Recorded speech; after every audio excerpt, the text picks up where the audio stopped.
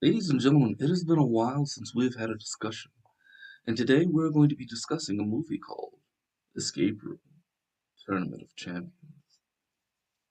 I don't know why I did it like that. I'm just having a little bit of fun with y'all. I ain't seen y'all in a minute. How y'all doing? It's been a while. Today I wanted to talk about Escape Room Tournament of Champions, which is the sequel to the 2019 movie called Escape Room of the same name. And Escape Room Tournament of Champions came out in July of 2021. Um, so I have to give you a little bit of background, talk about the first escape room and what I liked about it and what I didn't. It is very Saw-esque, but it does not focus so much on the gore of the people who don't survive the escape room. And the people who do actually die in those escape rooms, there's surprisingly very little blood in any of those deaths. Okay, so fast forward to Escape Room Tournament of Champions, which is a survivor horror, if you wanted to call it, or a survivor thriller. I'd go with survivor thriller because there is a surprisingly limited amount of blood in this movie. There's very little gore. It's all thrills and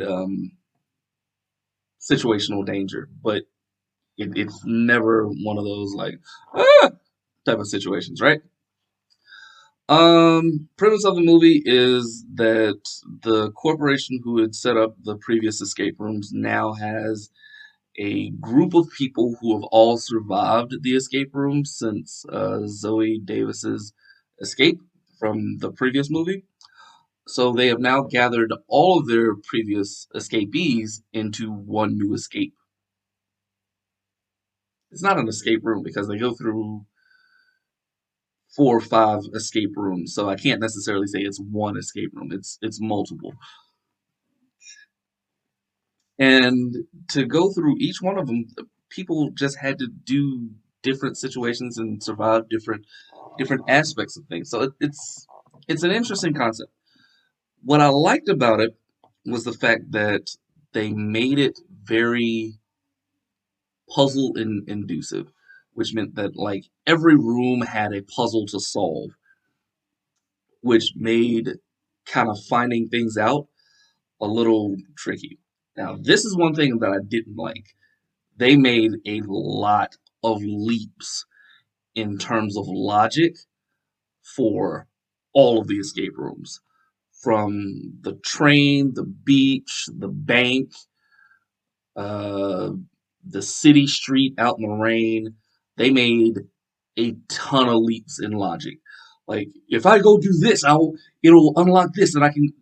It's like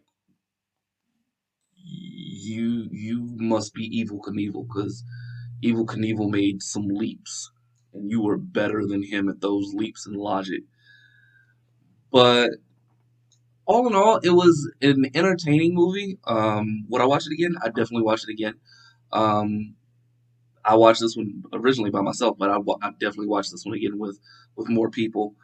The cinematography looked great. No shaky cams, no nothing where you couldn't figure out what was actually happening in the scene. The danger for all the actors and not actors, characters, um, really made everything kind of work for those scenes. Um, the traps were inventive, so you kind of didn't know how things were going to go, but you could make some leaps of logic to see how things progressed. In general, the rooms, the traps, the characters, I liked. What I did not like was the half twist at the end where they tried too much to be like Saw. I think personally, if they had stuck with the original plan of just having an evil shadow corporation kind of masterminding everything with lots of pieces and puzzles to put together, that would have been a much scarier scenario that you could drag out for much longer. Whereas this one, they kind of took a shortcut route, if you want to say that, um, by having it all fall on one person. Um, that's probably my one gripe about the movie. If anything, it's how they tied up the story. Again, no spoilers, just my personal opinions, and it's still a good watch. If you have a chance, it's on. Hold on, let me double check this one. It is on Amazon Prime, YouTube Video, Google Movies, and I was about to say Apple TV. It is on Apple TV and Vudu to download and watch. Please go ahead and go out and support the movie. It will do them great favors, and it is also supporting the movie industry.